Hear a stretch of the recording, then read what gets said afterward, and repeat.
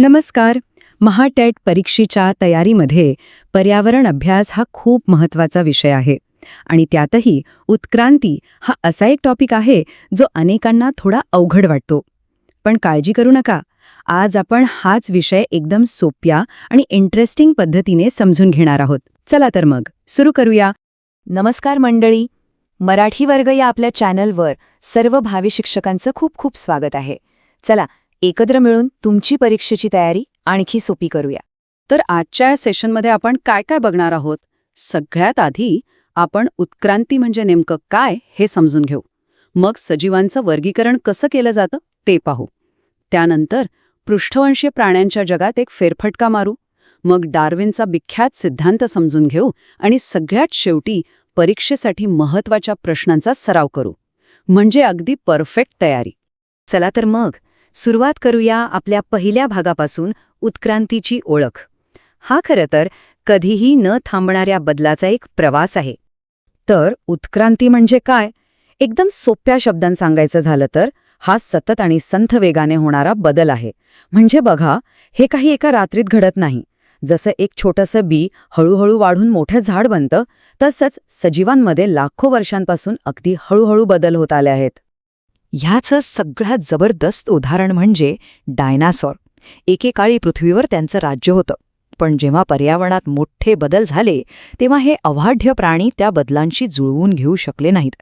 ते स्वतःला अडॉप्ट करू शकले नाहीत आणि म्हणूनच ते या पृथ्वीवरून कायमचे नाहीसे झाले. यातून एक गोष्ट शिकायला मिळते, जो बदलतो तोच टिकतो. आता एवढ्या सगळ्या सजीवांचा अभ्यास करायचा म्हणजे त्यांचं वर्गीकरण तर करावं लागेल, बरोबर?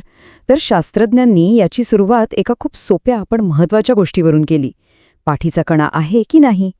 इथे ना दोन मुख्य गट पडतात. पहिला म्हणजे अपृष्ठवंशीय. आता बघा, नावामध्येच सगळं आहे. अ म्हणजे नसलेले, म्हणजे ज्यांना पाठीचा कणा नाही ते प्राणी. उदाहरणार्थ ही गोगलगाय. आणि दुसरा गट आहे पृष्ठवंशीय, म्हणजेच ज्यांना पाठीचा कणा असतो, जसं की हा मासा.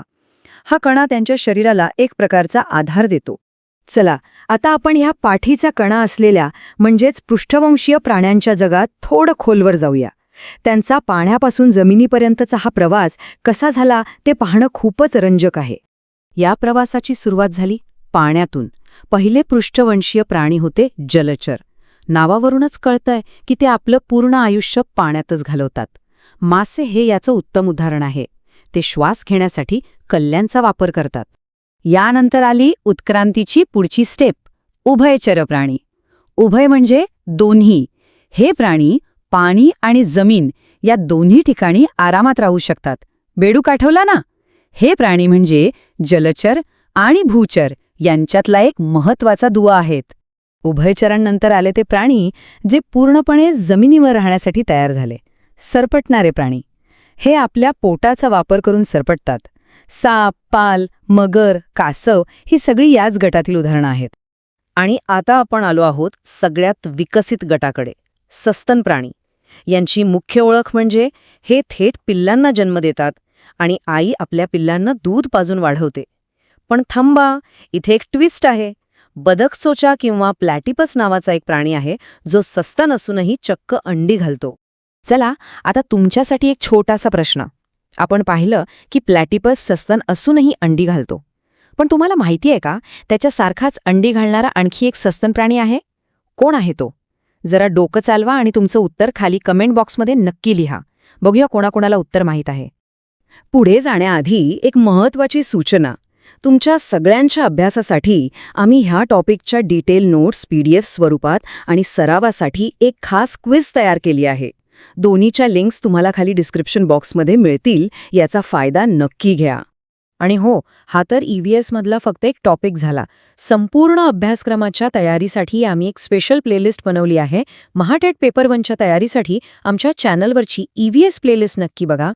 आतापर्यंत आपण पाहिलं की उत्क्रांती म्हणजे काय आणि ती कशी होत गेली. पण या सगळ्या प्रक्रियेला एका वैज्ञानिक सिद्धांताच्या रूपात कोणी मांडलं? ते होते चार्ल्स डार्विन. चला त्यांचा जगप्रसिद्ध सिद्धांत समजून घेऊया. सक्षम तोच टिकेल. हे आहेत चार्ल्स डार्विन. त्यांनी जगभर प्रवास करून वेगवेगळ्या सजीवांचा अभ्यास केला आणि त्यातून on the origin of species नावाचं एक पुस्तक लिहिलं, ज्यानं अक्षरशः क्रांती घडवली.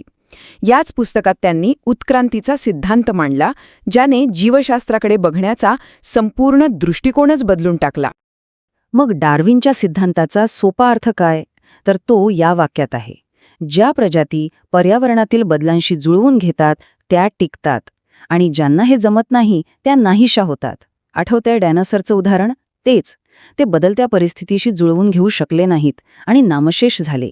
यालाच डार्विनने नैसर्गिक निवड किंवा सोप्या भाषेत सर्व्हायव्हल ऑफ द फिटेस्ट असं म्हटलं आहे.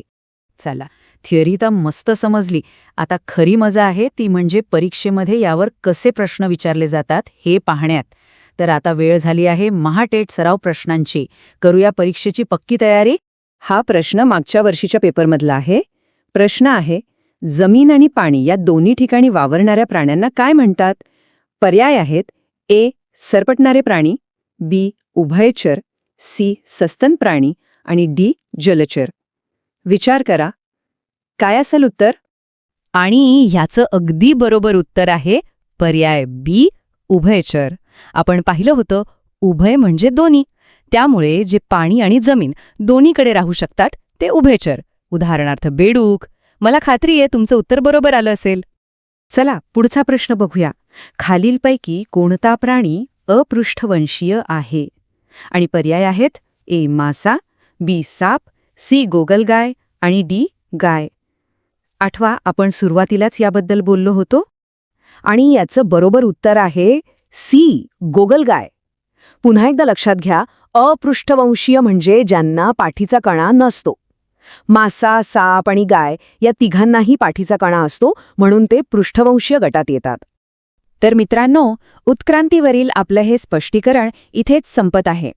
आम्हाला आशा आहे की आमचा हा प्रयत्न तुमच्या परीक्षेच्या तयारीसाठी खूप उपयोगी ठरेल. जर तुम्हाला हे विश्लेषण आवडलं असेल तर प्लीज याला लाईक करा, तुमच्या मित्रमैत्रिणींसोबत शेअर करा आणि हो, अशाच माहितीपूर्ण व्हिडिओजसाठी मराठी वर्ग चॅनलला सबस्क्राईब करायला अजिबात विसरू नका. धन्यवाद आणि परीक्षेसाठी खूप खूप शुभेच्छा.